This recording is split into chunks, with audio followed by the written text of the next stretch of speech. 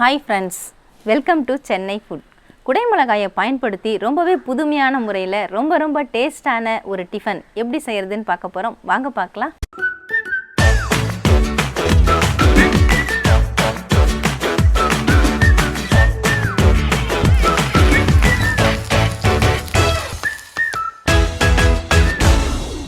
குடை மிளகாயை பயன்படுத்தி ஒரு அருமையான டிஃபன் ரெசிபி தாங்க செய்ய போகிறோம். அதுக்காக நான் 2 பெரிய குடை மிளகாய் எடுத்திருக்கேன். நமக்கு எவ்வளவு தேவையோ அவ்வளவு பயன்படுத்திக்கலாம். நீங்கள் சின்னதாக இருந்தால் 2 பயன்படுத்துங்க, பெருசாக இருந்தால் 1 குடை மிளகாய் கூட போதும். இதை நம்ம ஃபஸ்ட்டு கிரேட்டரில் துருவி எடுத்துக்கலாம்.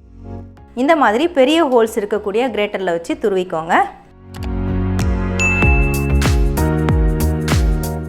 ஒரு குடை மிளகாயை நான் முழுசாக துருவி எடுத்துட்டேங்க. இந்த காம்பு பகுதியை மட்டும் அதை தவிர்த்துட்டு மற்ற இடங்கள் எல்லாத்தையுமே ஃபுல்லாகவே நம்ம துருவி எடுத்துக்கலாம். நான் பெரிய குடை மிளகாயை எடுத்ததுனால ஒரே ஒரு குடை மிளகாயை நான் துருவி எடுத்திருக்கேன். இப்போ இதை வச்சு தான் நம்ம ரெசிபி ரெடி பண்ண போகிறோம். பேனை சூடுபடுத்திக்கோங்க. 1 டேபிள் ஸ்பூன் அளவுக்கு ஆயில் சேர்த்து விட்டுக்கிறேன். எண்ணெய் சூடானதும் 1/2 டீஸ்பூன் அளவுக்கு சீரகம் சேர்த்துக்கோங்க. சீரகம் பொரிஞ்சதும் பாதி வெங்காயத்தை நான் பொடியாக நறுக்கி வச்சுருக்கேன், அதை இதில் சேர்த்துக்கிறேன். வெங்காயம் லேசாக வதங்கினா போதும். 1 கைப்பிடி அளவுக்கு ஃப்ரெஷ் பட்டாணி எடுத்து வச்சுருக்கேன், அதையும் இதில் சேர்த்துக்கிறேன்.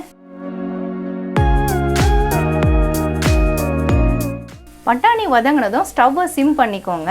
1/2 டீஸ்பூன் மஞ்சள் தூள், 1/2 டீஸ்பூன் கரம் மசாலா, காரத்துக்காக 1/2 டீஸ்பூன் தனி மிளகாய் தூள், 1/2 டீஸ்பூன் சாட் மசாலா, உப்பு தேவையான அளவு சேர்த்துக்கோங்க. நான் 1/2 டீஸ்பூன் அளவுக்கு சால்ட் சேர்த்துக்கிறேன். 1/2 டீஸ்பூன் இஞ்சி பூண்டு பேஸ்ட் எல்லாத்தையும் சேர்த்துட்டு நல்லா ஒரு முறை கலந்து விட்டுக்கோங்க. ஸ்டவ் சிம்லேயே இருக்கட்டும். மசாலா எல்லாமே நல்லா இப்போ மிக்ஸ் ஆகிடுச்சுங்க. நம்ம துருவுன இந்த குடை மிளகாய் அதை இதில் சேர்த்து விட்டுடலாம். சேர்த்துட்டு நல்லா ஒரு முறை கலந்து விட்டுக்கோங்க. குடை மிளகாயில் இருக்கக்கூடிய அந்த ஈரப்பதம் எல்லாமே வத்திட்டு நல்லா வெந்துடும். இதுக்காக நம்ம தண்ணிலாம் ஊற்றி எதுவுமே வேக வைக்க வேண்டாம். பாருங்கள் எவ்வளோ ஈரப்பதம் இருக்குது அதில். மீடியம் ஃப்ளேமில் வச்சுட்டு நல்லா 2 நிமிஷம் வதக்கி விட்டிங்கன்னா அதில் இருக்கக்கூடிய ஈரப்பதம் எல்லாமே வத்திருங்க. குடை மிளகாயும் சீக்கிரமாகவே வெந்துடும். பாருங்கள் எல்லாமே நல்லா ரெடி ஆகிடுச்சு. இப்போ நம்ம வேக வச்ச ஒரு உருளைக்கிழங்கு அதை துருவிக்கலாம். மீடியம் சைஸ் உருளைக்கிழங்கு தான் நான் எடுத்திருக்கேன், அதை இதில் துருவி விட்டுக்கிறேன். நம்ம கையில் உடச்சி போட்டால் கட்டி கட்டியாக இருக்கும், அதனால் துருவிட்டு சேர்த்துக்கலாம்.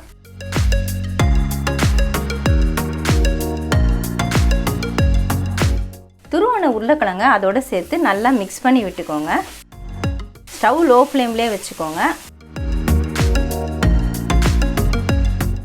உருளைக்கிழங்கு இப்போ நல்லாவே மிக்ஸ் ஆகிடுச்சுங்க. கடைசியாக நம்ம கொஞ்சம் கொத்தமல்லி தழை தூவி விட்டுக்கலாம்.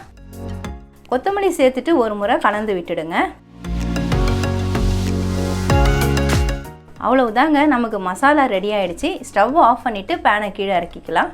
தவாவை சூடுபடுத்திக்கோங்க. நம்ம வீட்டில் இருக்கக்கூடிய இட்லி தோசை மாவு அதை எடுத்துக்கோங்க. இந்த மாதிரி தோசை மாவு பதத்துக்கு திட்டமாக கரைச்சிக்கோங்க. ரொம்ப திக்காகவும் இருக்கக்கூடாது, ரொம்ப தண்ணியாகவும் இருக்கக்கூடாது. இந்த மாதிரி இருக்கணும். இப்போ இந்த மாவை நம்ம தவாவில் ஊற்றிக்கலாம். உங்களுக்கு எவ்வளோ பெரிய சைஸ் வேணுமோ அதுக்கு தகுந்தாப்போல் ஊற்றிக்கோங்க.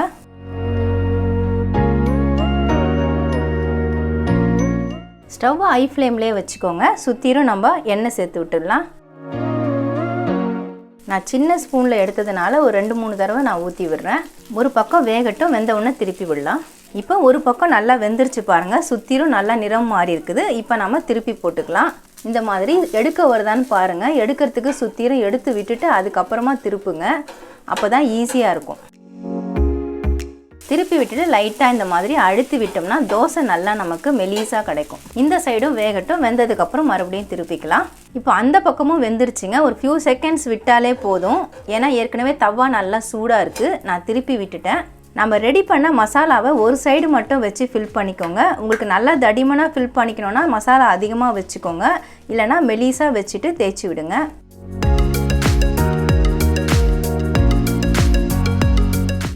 அவ்வளோதாங்க, நான் ஒரு பக்கம் ஃபில் பண்ணிட்டேன். இதை அப்படியே நம்ம ஃபோல்டு பண்ணிக்கலாம். இந்த மாதிரி வச்சுட்டு அப்படியே மடித்து விட்டுடுங்க. மடிச்சுட்டு இந்த மாதிரி ஒரு ப்ரெஸ்ஸிங் கொடுத்துருங்க. ப்ரெஸ்ஸிங் கொடுத்துட்டு இதை மறுபடியும் நம்ம அந்த பக்கம் திருப்பி விட்டுக்கலாம். ஏற்கனவே நம்ம தோசையை வேக விட்டு தான் எடுத்திருக்கோம். அவ்வளோதாங்க, ஃபில்லிங் கரெக்டாக நமக்கு செட் ஆகிடுச்சு. சூப்பராக தோசை ரெடி ஆகிடுச்சு பாருங்கள். அவ்வளவுதாங்க, ரொம்பவே ஸ்பைசியான டேஸ்டியான மசாலா தோசை ரெடி பண்ணிட்டோங்க. சாதாரணமாக மசால் தோசை ரெடி பண்ணுறதுக்கு வெறும் உருளைக்கிழங்கு மட்டும்தான் பயன்படுத்துவாங்க. நம்ம பட்டாணி குடைமிளகாய் இதெல்லாம் பயன்படுத்தி செஞ்சுருக்கோம். அதனால் டேஸ்ட் ரொம்பவே அருமையாக இருக்கும். எல்லாருக்குமே ரொம்ப பிடிக்கும். பிடிக்காதவங்க கூட விரும்பி சாப்பிடுவாங்க. அந்தளவுக்கு டேஸ்ட் அருமையாக இருக்கும். நீங்களும் ஒரு தடவை கண்டிப்பாக ட்ரை பண்ணி பாருங்கள். குடைமிளகாயை பயன்படுத்தி ரொம்பவே டேஸ்டியான மசால் தோசை எப்படி செய்கிறதுன்னு வீடியோவில் பார்த்துருப்பீங்க. அருமையாக இருக்கும். கண்டிப்பாக ட்ரை பண்ணி பாருங்கள். உங்களுக்கு இந்த வீடியோ பிடிச்சிருந்தா லைக் பண்ணுங்கள், ஷேர் பண்ணுங்கள், சப்ஸ்கிரைப் பண்ணுங்கள். பக்கத்தில் இருக்க பெல் ஐக்கானை கிளிக் பண்ணிக்கோங்க. அதில் ஆல்னு ஒரு ஆப்ஷன் காட்டும், அதையும் கிளிக் பண்ணிக்கோங்க. நன்றி, வணக்கம்.